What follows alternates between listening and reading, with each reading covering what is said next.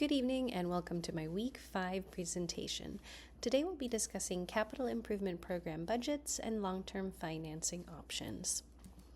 As a quick overview, we'll discuss the City of Burbank's fiscal year 24-25 CIP budget, identify a project within the CIP document. We'll discuss a couple different types of primary long-term debt options and discuss their advantages and disadvantages. Towards the end, I'll have my short list of references and, of course, my closing. As a quick overview, the City of Burbank's CIP document categorizes all their capital improvement projects into 7 major categories, including municipal facilities, wastewater, IT, their water and power infrastructure, traffic, transportation, and pedestrian access, refuse collection and disposal, and of course their parks and rec. So who actually puts the CIP budget together? Well, for the City of Burbank, it is a joint effort between the Public Works Department and the Finance Department. And who actually oversees it? The City of Burbank has an infrastructure oversight board that helps guide the city's CIP development process.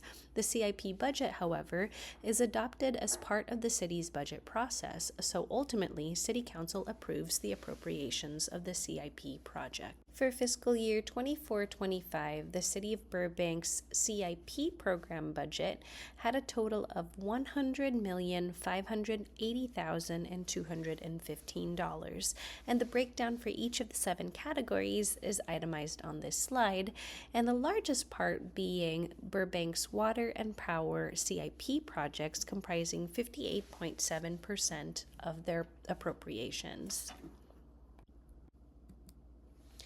On this next slide, we'll see as a pie chart the key funding sources of the $100 million CIP appropriations for the City of Burbank.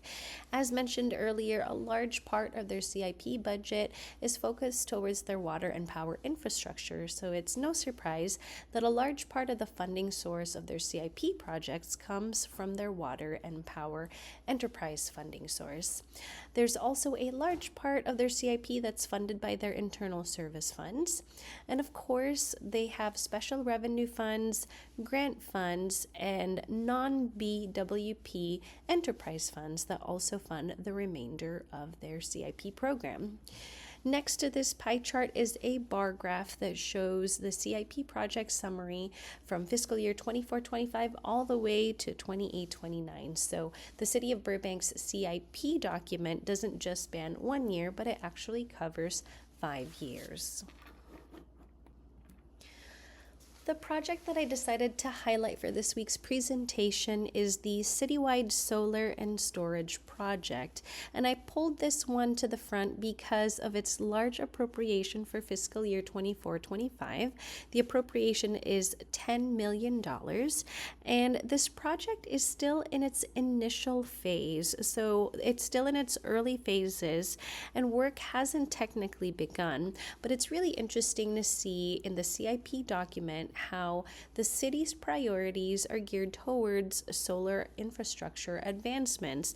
You'll see that every year, starting from 24-25, the appropriations increasingly get larger, and part of that could be because of the anticipated increases in costs. That said, there are various ways that a city CIP program gets funded, but 2 primary long-term financing options that could be explored for the City of Burbank are 2 different types of municipal bonds. So the first type of bond that the City of Burbank could issue is a general obligation bond. A general obligation bond is typically secured by the city's ability to pay off debt through its taxes. So it's essentially backed by the full faith and credit of the city or the local government entity's ability to pay the debt off. The second type of municipal bond that the City of Burbank could issue is a revenue bond. And instead of being secured by the city's ability to pay off its debt, a revenue bond is instead secured by a specific revenue stream. And there are different advantages and disadvantages to either type of muni bond. For example, general obligation bonds are inherently lower risk, but in turn, they are also lower rates of return for investors. But this means that it's a lower cost to the city to issue these types of bonds. General obligation bonds can be used for a variety of general public projects, such as schools and parks that provide a public good to the community as a whole. Compare that to revenue bonds, which are higher risk, but they are higher rate of return for investors, aka that means it's a higher cost to the city to issue these bonds. In addition to that, revenue bonds can only be used to fund revenue generating projects for which those bonds are secured by. The upside is there's no tax impact to the community with revenue bonds since they are secured by specific revenue streams outside of the city's capacity to increase taxes on their communities. So in terms of which one would be more or less beneficial for the city of Burbank really depends on the type of project and funding sources that are available for those projects. In fact, listed here are some of the revenue bonds that the city of Burbank currently has outstanding.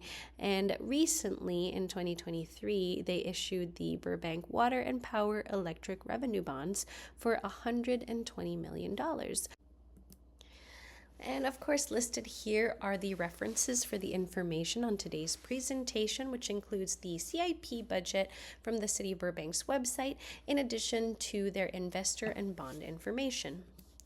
Thank you so much for watching my presentation. I look forward to your feedback, and I hope everyone had a great Thanksgiving. Thanks, and have a great night.